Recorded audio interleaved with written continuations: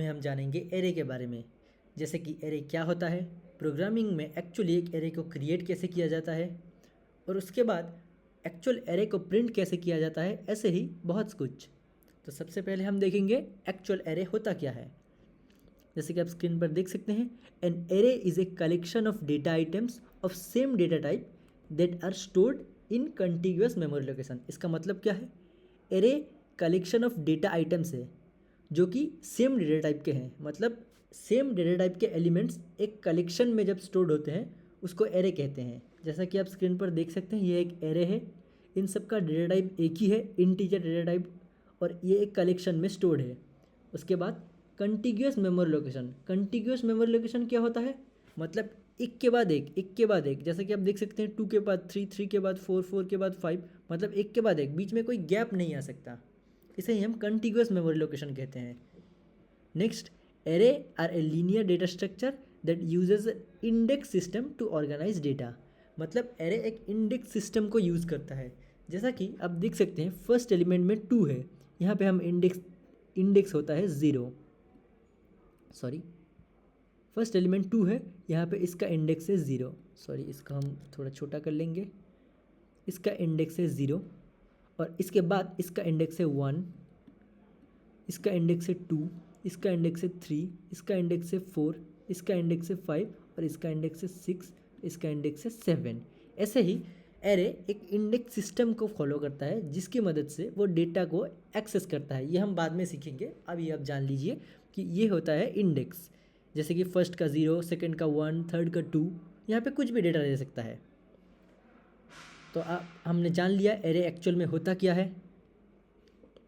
Next हम देखेंगे actual में एरे को क्रिएट कैसे किया जाता है। उससे पहले आप थोड़ा देख लीजिए, एक्चुअल में एरे ऐसे ही स्टोर रहता है मेमोरी के अंदर। ये एक ब्लॉक ऑफ मेमोरी है जिसके अंदर एक के बाद एक के बाद एक हमारा डेटा स्टोर होता है। तो अब हम जान लेंगे एरे को एक्चुअली में प्रोग्रामिंग में क्रिएट कैसे किया जाता है। तो चलिए हमारे VS कोड पर सबसे पहले हम लिखेंगे hash include IOStream using name space std। Then हम अपना मेन फंक्शन बनाएंगे।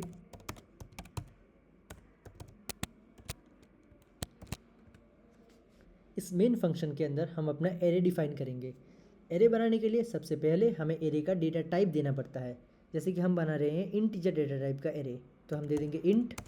उसके बाद एरे का नाम आप कुछ भी दे सकते हैं, मैं दे रहा हूँ ARR। उसके बाद हम एक स्क्वायर ब्रैकेट देंगे। एरे बनाने के लिए स्क्वायर ब्रैकेट देना पड़ता है, यही डिफाइन करता है कि हम एक एरे बना रहे हैं। स्क्वायर ब्रैकेट मैंडेटरी है। इस स्क्वायर ब्रैकेट के अंदर आप एरे का साइज़ भी डिफाइन कर सकते हैं, अगर आप चाहें तो इसे खाली भी छोड़ सकते हैं। इक्वल्स टू करली ब्रैकेट, उसके बाद हमें देना पड़ता है करली ब्रैकेट। इसके अंदर हम एरे के एक्चुअल एलिमेंट्स को लिखेंगे, जैसे कि 2, 3, 4, 5, 6, 7। इन सबको सेपरेट करने के लिए हम कॉमा का यूज़ करते हैं, और उसके बाद सेमीकोलन। सेमीकोलन देना कभी ना भूलें।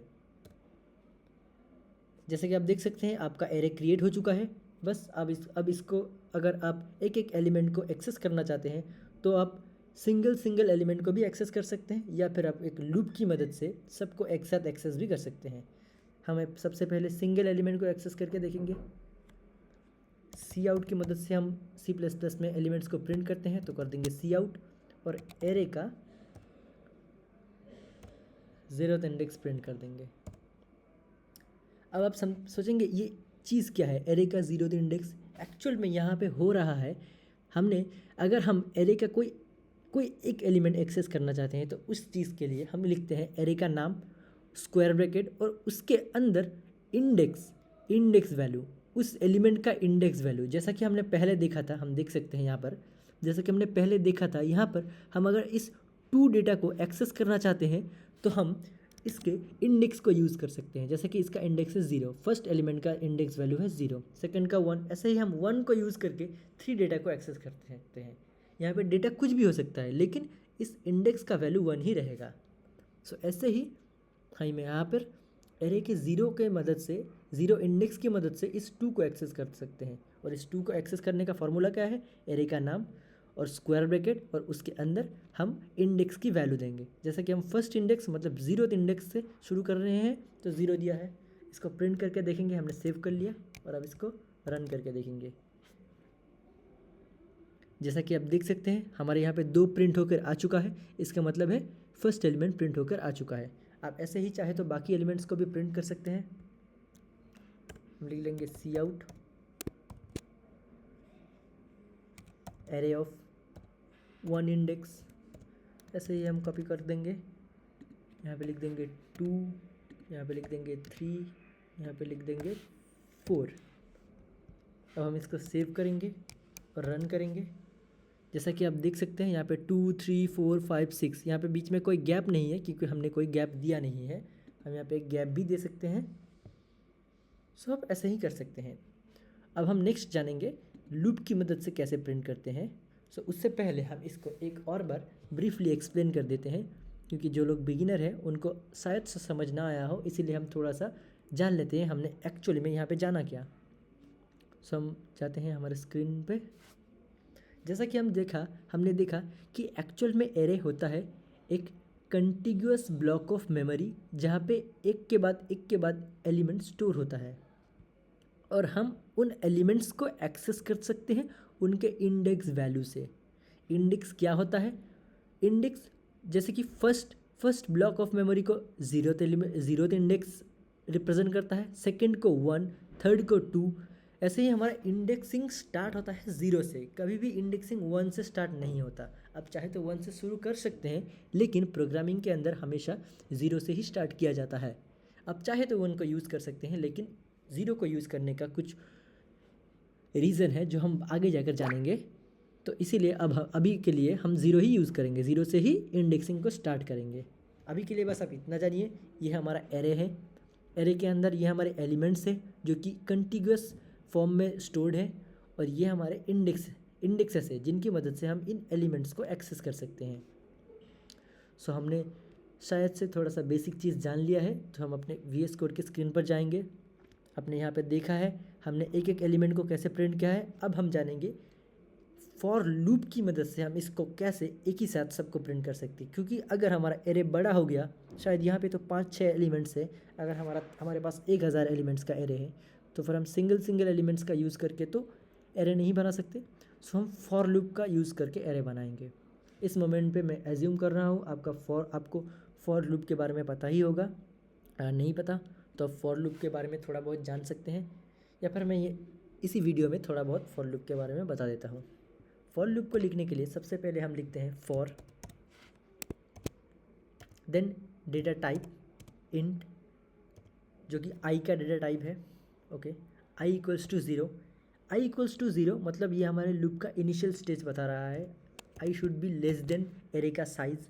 हम यहाँ पे एरे का साइज़ काउंट कर लेते हैं 1 2 3 4 5 6, देन आई प्लस प्लस। उसके बाद हम लिखेंगे सी आउट की मदद से हम प्रिंट करते हैं, और इसके अंदर लिखेंगे एरे ऑफ आई।